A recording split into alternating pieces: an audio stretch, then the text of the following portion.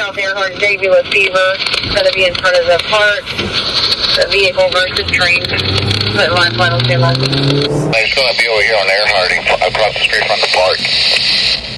Early Saturday morning, September 17, 2011, Baytown police responded to a call concerning a car being driven down a railroad track.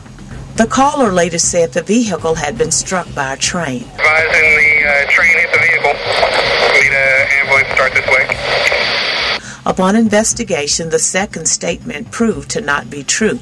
There was a train in the area, but it was on another track.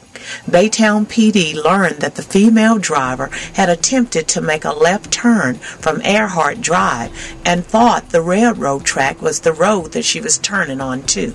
She turned left and drove down the tracks until her vehicle became stuck on the tracks. Baytown police administered the field sobriety test at the scene and found the driver to be driving under the influence. She was taken into custody at the scene.